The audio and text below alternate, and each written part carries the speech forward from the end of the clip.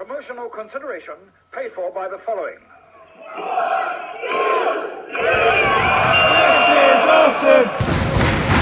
This is awesome! Hello and welcome, Cheap Shot Nation, to another WWE pay-per-view review from Cheap Shot Entertainment. I am your host, Luke, and as ever, you are the Cheap Shot Nation. I'm going to go through my thoughts on Survivor Series. Survivor Series 2020 took place on the 22nd of November 2020, of course, and it was in the Amway Center once again in the midst of the Thunderdome in Orlando, Florida. So we're going to go straight into the show, but we've got a pre-show first, and the gobbledygooker, of course, is 30 years since the glorious debut of one of the most recognised and celebrated characters in all of wrestling history. The gobbledygooker came out of that egg and danced with Mean Gene, and it was great.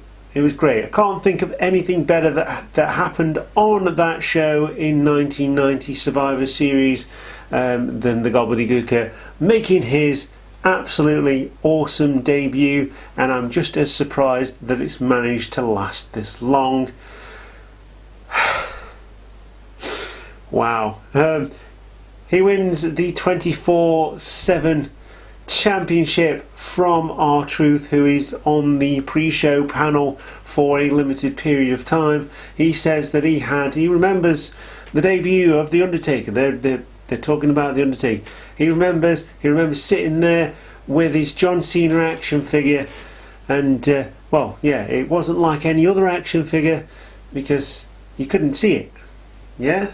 I like R-Truth, he's funny, he's definitely comic relief, and officially 49-time champion of the 24/7 championship. But the gobbledygooker bugs off, he runs off, he loses a foot on the way, and this is the first time I've ever really watched a pre-show properly, but I mean, this was quite fun.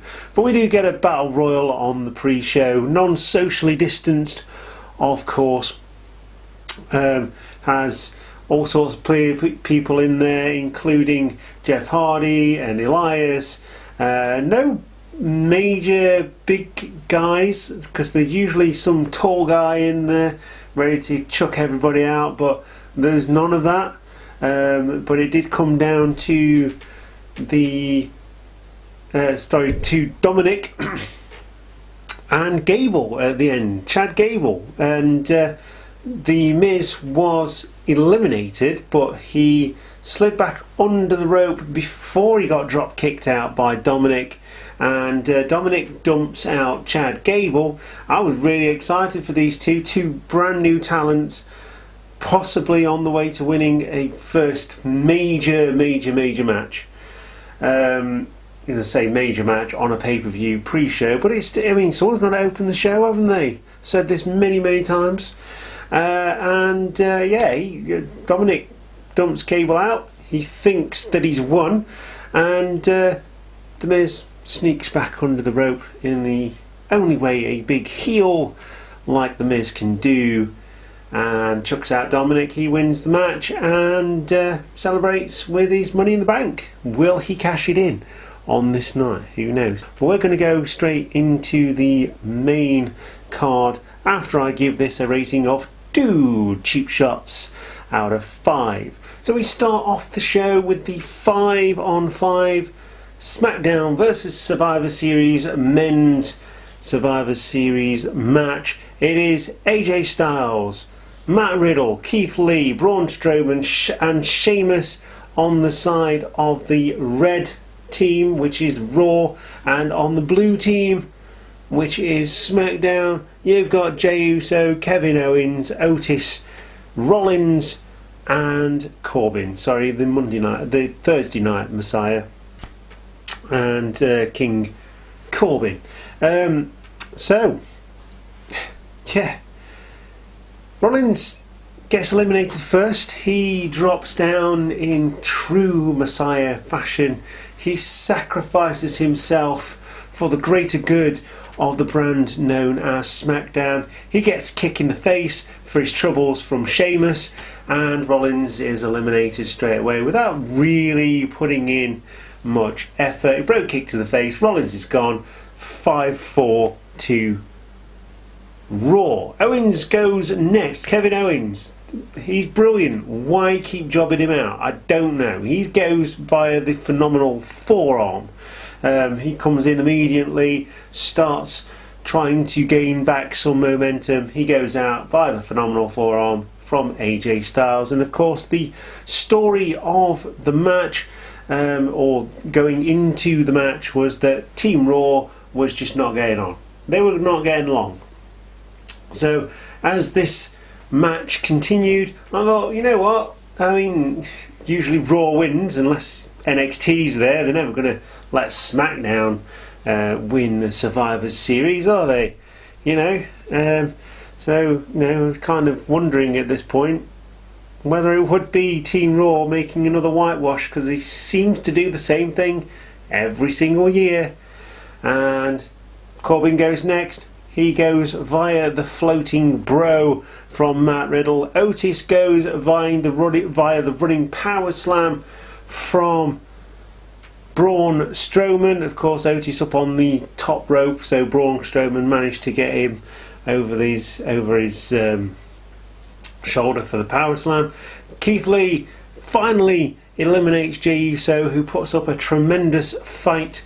Obviously being told by his cousin Roman Reigns, the chief and the head of the table, he's the tribal chief, Roman Reigns, if he lost this match, then there would be consequences. And consequences there were indeed, because Jey Uso would go out next via Keith Lee and the Spirit Bomb, showing how strong he is.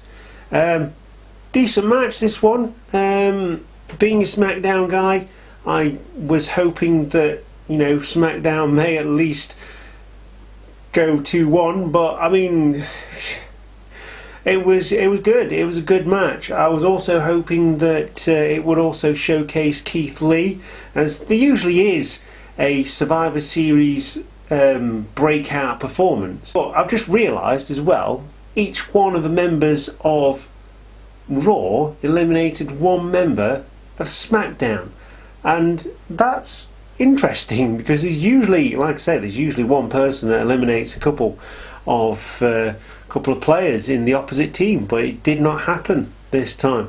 Raw gets a clean sweep. Like I say, nothing spectacular by the numbers, but it was good, and there was good things in there, some good spots, but no standout performances. Giving this one a run-of-the-mill 2.5 for that reason. I really like it when I get a standout performance in a Survivor Series match. It makes me feel like it is survival of the fittest. Tag team champions against tag team champions. It is Raw tag team champions, The New Day, Xavier Woods and Kofi Kingston, versus the Street Profits, the SmackDown tag team champions, Montez Ford and I always forget the other one. It's Montez Ford and Angelo Dawkins. There we go. I've got it. New Day, of course, coming down to the ring, making their entrance, wearing their new Gears of War armour, which is really cool. I'm not a Gears of War guy. I've always been a PlayStation guy. Hashtag PlayStation 5. If anybody's watching, can send me one. That'd be great. I've always been a PlayStation guy, so I've never really played Gears of War. But I can admit that the New Day being immortalised in a video game that's not a wrestling game is pretty darn cool. I mean, come on. And they come down to the ring and they promote the game through coming down to the ring in the little armour, and it's the New Day colours, and it's the unicorns and the pancakes and everything else. I wonder if they have like a pancake gun in the game, because that'd be really, really funny. You know, everyone's firing out bullets. So hey, have a pancake. There we go. Anyway, knew this one also was going to be fantastic. Everyone I was talking to before the show said that they were most looking forward to this match, and it did not disappoint one bit. And it basically came down to the New Day putting over a newer tag team. And I've got to say, these two teams are pretty much the only teams left on the main roster that are actually tag teams and not chucked together. I mean, you got rid of the Good Brothers. They're gone. They on Impact. The FTR, they're gone. They're on AEW. You know, don't know what the state of the tag team division is at the moment, but there you go. Anyway, really tight contest. It wasn't fast paced to start with, but it certainly got very exciting towards the end, with lots of moves being hit and the 5 counts being utilised. AEW, because you know there was that one bit in an AEW show where FTR said, right, if we're going to sign for this company, I'm not going to talk about AEW too much, if we're going to sign for this company, we need some tag team rules, and one of those is 5 count. They still don't utilise it. No. Anyway, yeah, utilising of the 5 counts. Of course, New Day are absolute experts in this. Quick tags, the Unicorn Stampede, all that kind of stuff. But it would be Xavier Woods who would succumb to the super blockbuster from Montez Ford while he was on Angelo Dawkins' shoulders. And the Street Profits get the clean win over the more experienced 10-time tag team champions, the New Day. Yeah, brilliant match. Absolutely loved it. Good action and told a fantastic story, as well as passing the torch. Now, I've given this a 3.5 out of 5 cheap shots, but I'm going to add an extra 0.5 on that, because this was damn near perfect as a match, and it was really, really fun. So I'm actually going to give it a 4. I'm going to give it a 4. I'm going to go against what I've put down, and I'm going to give this one a 4 cheap shots out of 5 rating for the Tag Team Championships match. Intercontinental Champion Sami Zayn going against the almighty Bobby Lashley, who is the United States Champion. And the more I look at these two titles, the more I am enjoying the look of these two titles.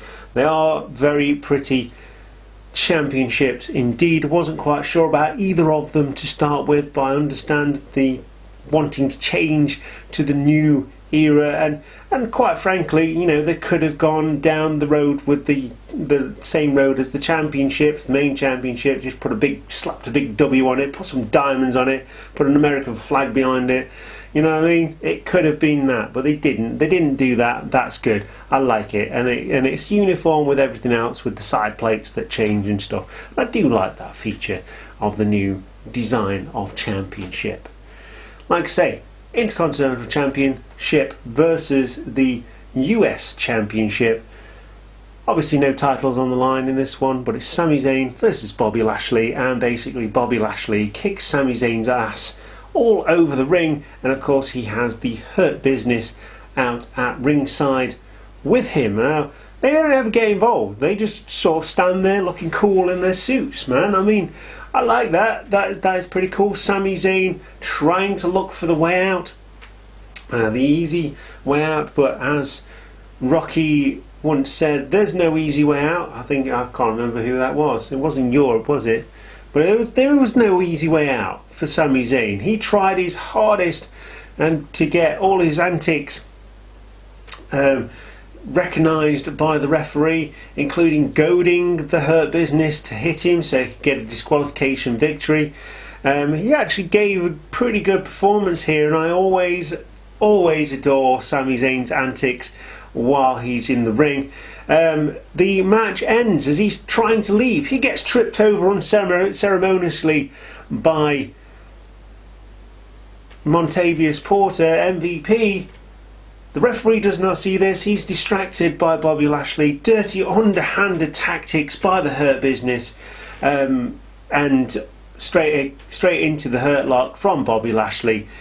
Sami Zayn stands no chance, and he taps out. Bobby Lashley gets the victory, and that is another win for Raw. So it's 2-1. Although I did notice this time there was no particular counters on who won what match. It still hurts a little bit. Like I say, I'm a SmackDown guy, and like I say, the Almighty wins after the Hurt Lock. But you know, this is a conspiracy. I tells you, it's a conspiracy. Sami Zayn was tripped, man. Sami Zayn was tripped. But I'm going to give this a tripping 2 out of 5. Didn't really go anywhere. Wasn't really useful for anything. You got two champions that could show you a really good match. Didn't happen. Probably because the Hurt Business was at ringside. Although they didn't get involved, it just took away from what could have been a really good match. But it was entertaining for what it was, and that's why I've given it a 2. But it was very, very short and a bit of a throwaway match, unfortunately. Women's Championships against Women's Championship. It is Raw Women's Champion Asuka versus SmackDown Women's Champion Sasha Banks. And yeah, it's what you could expect from both women here. I mean, it was again by the books. There was no real way of, I mean, this is the thing with Survivor Series being champion versus champion, SmackDown versus Raw. With the 5-on-5 Survivor Series matches, you don't necessarily need to make anyone look strong, but it does help a character if you do. But in the champion versus champion matches, WWE want to make both champions look strong, unless you're Sami Zayn. And so it just becomes an amalgamation of a lot of really good spots, really high exciting, high octane action, but never really goes anywhere. And that's pretty much what my estimation of the women's match was. You got two very good women's wrestlers in the ring, and they never really get going. I don't know if it's just that they don't have any chemistry or what. I mean, I don't know.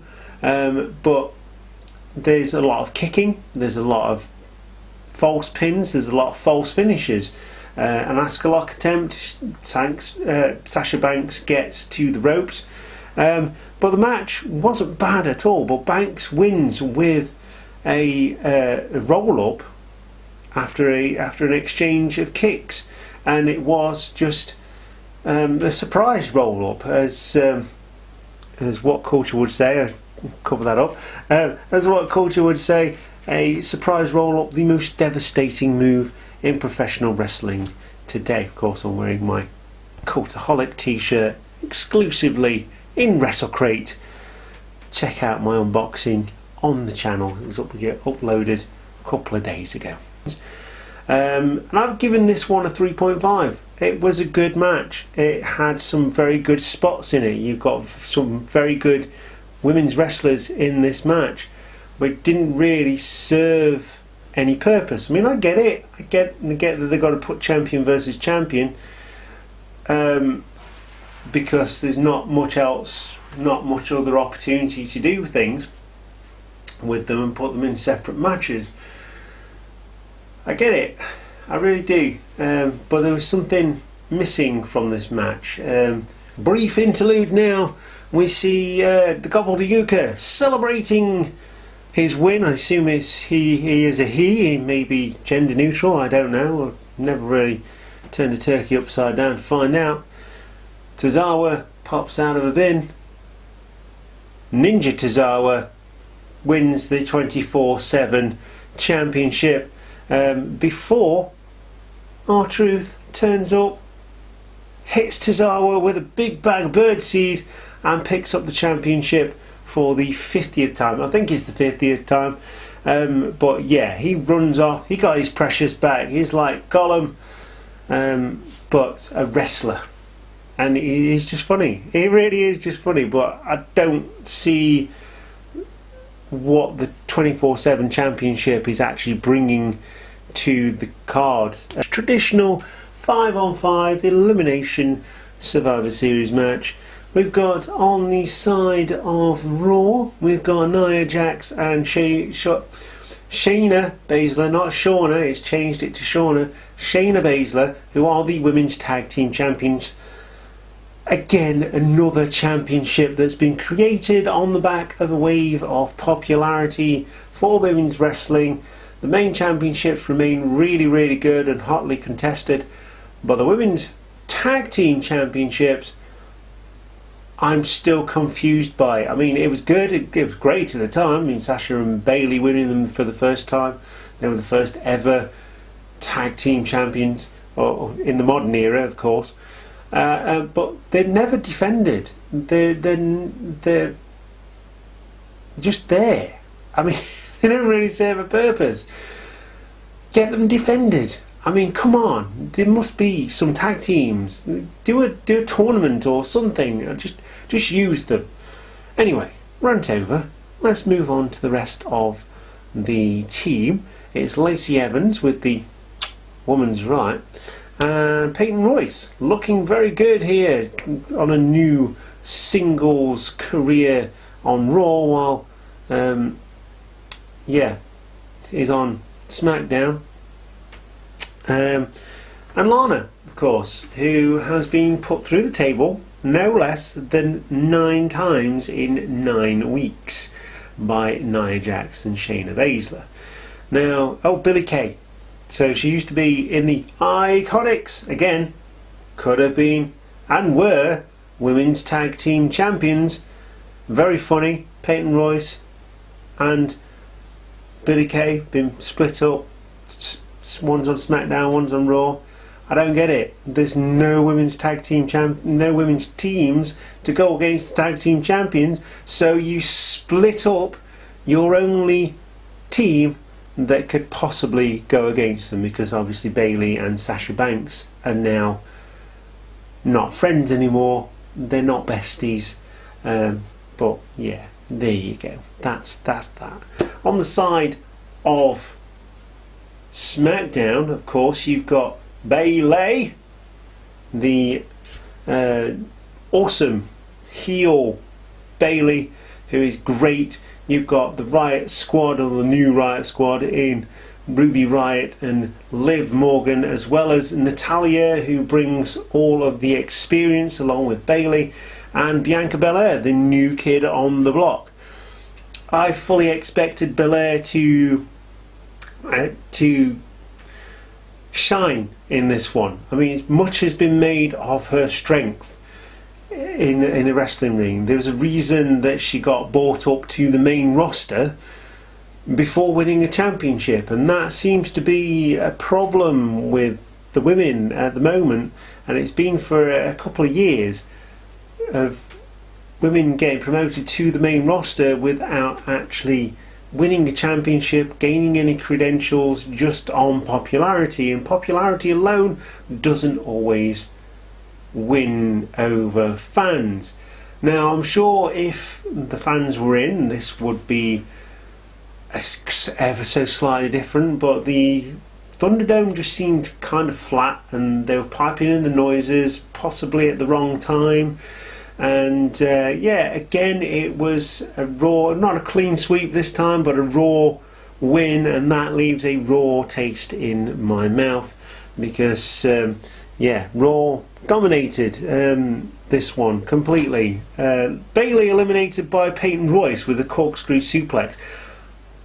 As much as I hated Bayley going out first, because I love Bayley, I was impressed by Peyton Royce, and it's definitely set her up to be a player in the singles competitions on Raw for the Women's Championship, and that is a good thing.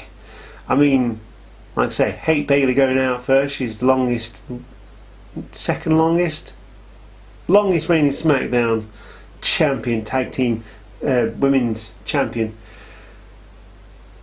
Goes straight out first. Peyton Royce gets put in a sharpshooter. Natalya tries to put on a complicated sort of reverse surfboard type maneuver, fails miserably, so she just goes straight into a sharpshooter. And I was impressed by that, because she wasn't knocked off her game by not being able to do that.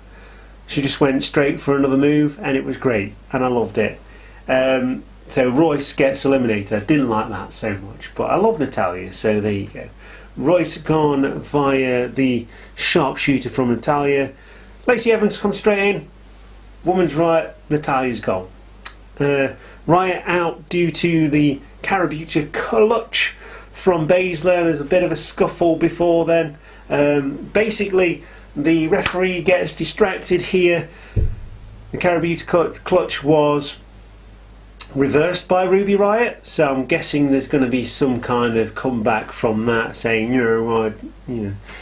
I won, I pinned Shayna Baszler, the referee wasn't in the right place to count, but she basically choked herself out, and Shayna Baszler slides into the cover. Not the dominance that we saw from her in the Elimination Chamber, which again, because maybe that's a good thing, because in the Elimination Chamber it was boring. I mean, don't get me wrong, build Shayna Baszler up, but you built her up, and now she's tag team champion who's not defending her championship. Baszler gets the pin on Ruby Riott. Crucifix bomb on Lacey Evans by Liv Morgan. Really impressed. Eliminates Lacey Evans. Liv Morgan put on a good show here.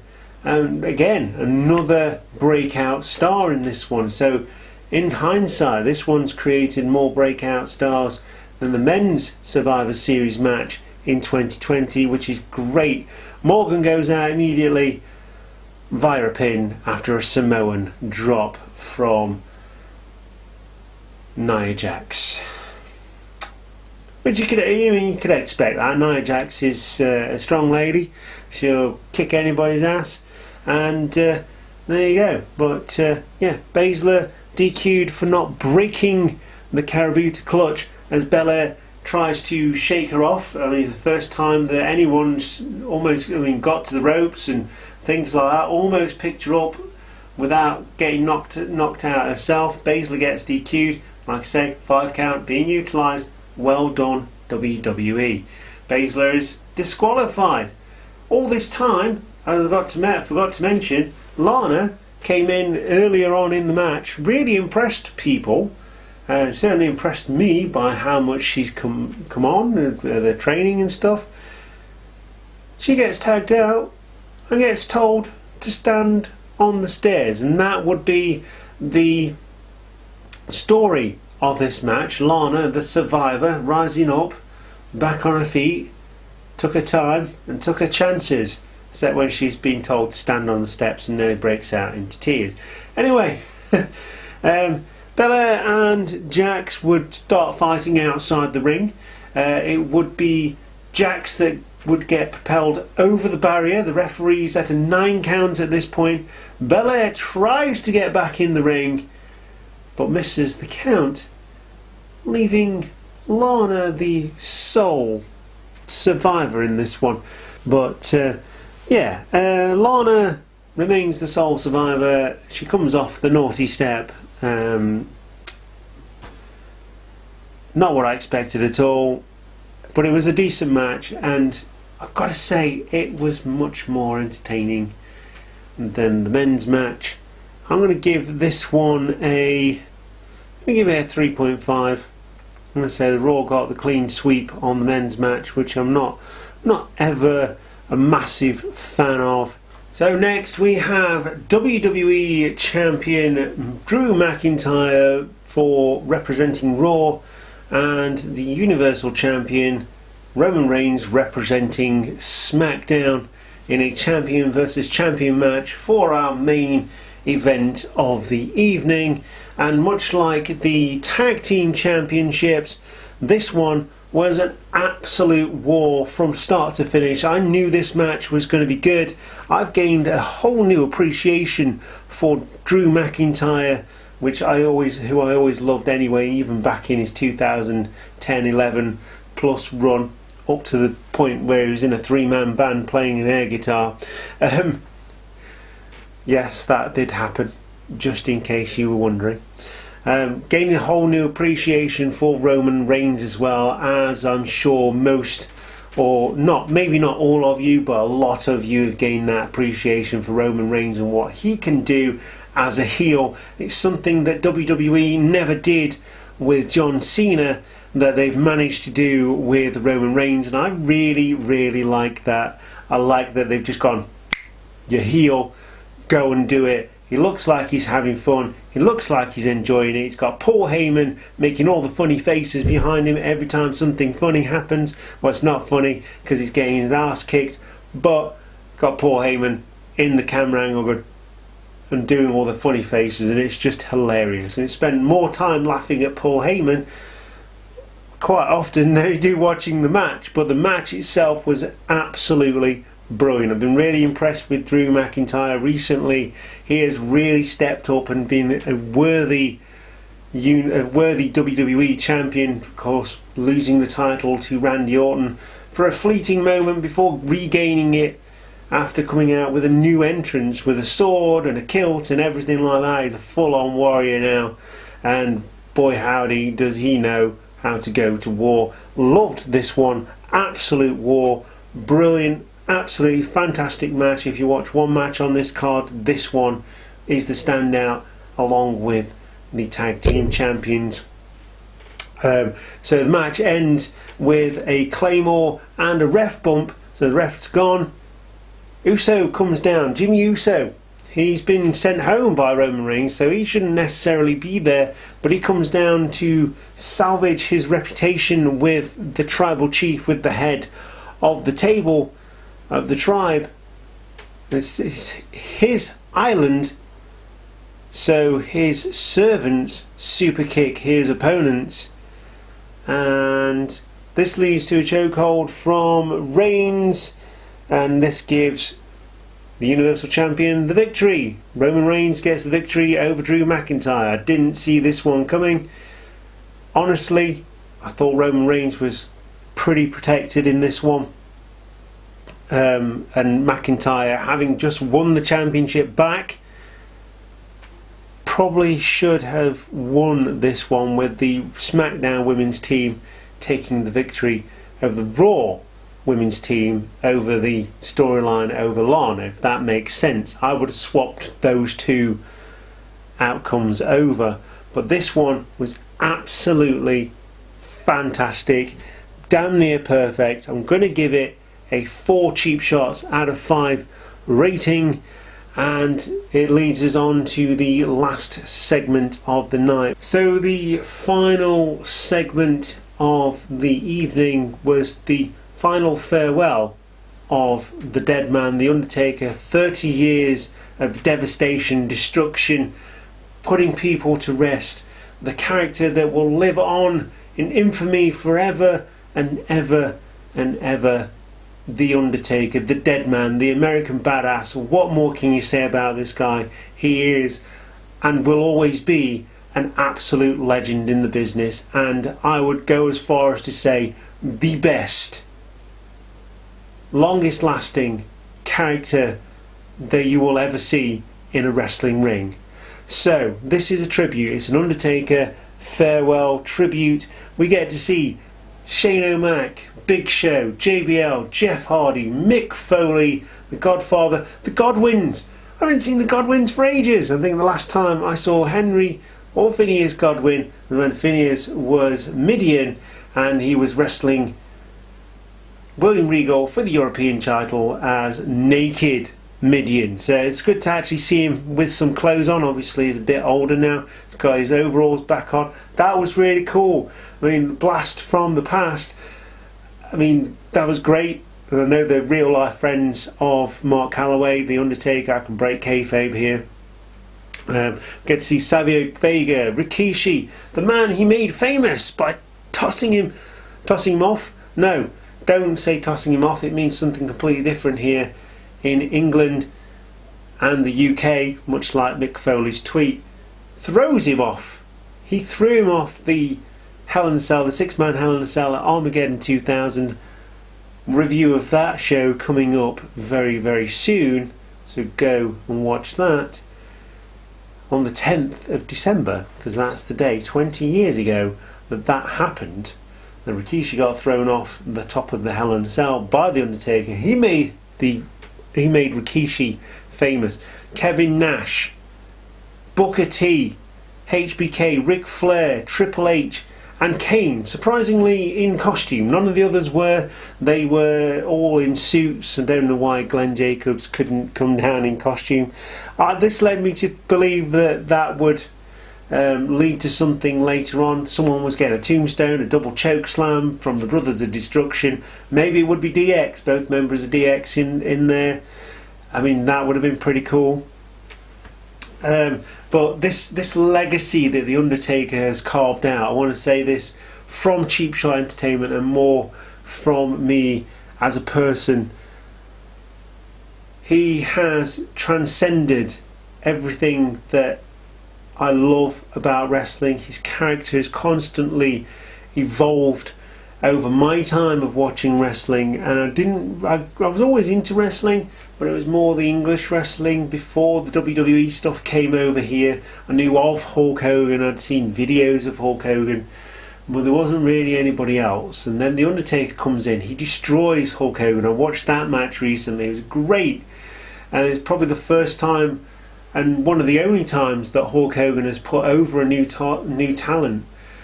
And with the introduction of Paul Bearer as well, who sadly is no longer with us, he just transcended everything. And there was a couple of times, Paul Bearer was against him, he was with him, he came back for WrestleMania 20 with his "oh yes," and it was just absolutely epic. What a career this man has carved out. Let's hope, and I may be in the minority in saying this, let's hope that Vince will let him stay retired. Give him a backstage role, by all means. The man is a legend, do that, but please don't bring him back to the ring. He deserves every rest. He has earned this rest, he's earned his retirement. Let him go and spend it with his wife and kids. So after the hype package spanning The Undertaker's career, we cut back to the ring. All the other wrestlers have gone, the tribute, and it's almost like a Tenacious D song, isn't it? This is just a tribute. Vince McMahon looking very forlorn, very upset in the ring, giving his final farewell and introducing The Undertaker. So The Undertaker comes down to the ring, noticed there was some like Tesla coils, so I thought that was just going to bring the lightning in. But holy crap, these things play music, man. This is like they play The Undertaker's music in lightning. I mean, how cool is that? They've gone full hog with this one. I can't help but think that if this was in front of a crowd, The Undertaker would have given a much bigger speech and more heartfelt, but you could definitely tell the emotion in his face as he delivered his very short "rest in peace, now I must rest in peace, and have laid everybody down to rest" promo. That he would have been, but maybe he's saving that for the Hall of Fame next year. Something that I'm hoping that I'm going to get to be at, because that would be amazing and really just amazing. Imagine being there for his Hall of Fame acceptance speech. But yeah, it seemed rather short, and I'm guessing there's going to be something bigger later on down the line, as they were really pushing for time here. But yeah, it was a really good send off for The Undertaker. Really enjoyed it. Just felt like his speech could have been a little bit longer, but it served its purpose, and the little hologram of Paul Bearer at the end was great. Seems surreal that he is finally stepping away from the ring, hanging up his coat, hanging up his boots. He's done it so many times in kayfabe that is kind of difficult to believe that he will step away from the ring, but as I said earlier, let's hope that Vince McMahon doesn't try and tempt him back for any particular reason other than a backstage job. Survivor Series. In terms of 2020 pay-per-views, very middle of the road. Still enjoyed it. I've enjoyed all the pay-per-views this year really for WWE. It's been a very weird year with hardly any fans. Well, fans up to the first two, and then WrestleMania with no fans, Drew McIntyre winning the title, Undertaker retiring, and all that kind of stuff. And you know, Roman Reigns turning heel. There's been so much happen this year. Otis winning the Money in the Bank, the very unique Money in the Bank. I loved that Money in the Bank. It was great. Pre-scripted, pre-videoed, pre-recorded matches galore. I mean, there was a lot of them. And yeah, it's been a good year. I've really enjoyed it. It's not that I've not enjoyed having the fans there because I wanted to be one of them at this year's WrestleMania, but if my default and my backup is going to WrestleMania in California and seeing The Undertaker accept his very well deserved spot in the Hall of Fame, then so be it. But Survivor Series, very middle of the road. Yeah, watch it. It's okay. There's a couple of really good matches, a couple of nondescript, nothing really terrible to speak of. So I mean, it's a decent pay-per-view, but definitely not the best of the year. With that, I'm going to go very quickly before my light turns off again, because there's lots of editing to do with this video. You are the Cheap Shot Nation. I've been your host Luke, and you've been watching Cheap Shot Entertainment and my views on Survivor Series 2020 on the 22nd of the 11th 2020. My Cultaholic t-shirt from WrestleCrate UK. Sign up today. Very special item in next month's crate. If you're watching Cultaholic, there we go. Yeah, I do like Cultaholic. I like the other one as well. What culture? But yeah, I do like Cultaholic. They're good. So yeah, that leaves me to say, stay safe. If you're going back to work, work well, work hard, work fast, because Christmas is coming, winter is coming, winter is already here. It's cold, man.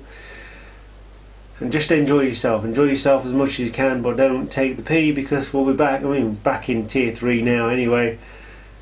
We'll be back and another spike before you know it. Even the pandemic of the flu back in 1914 didn't have a third spike. Let's not make history here, people. Let's be remembered for the right things, for wrestling, for all the things we did right rather than all the things we did wrong. Donald Trump.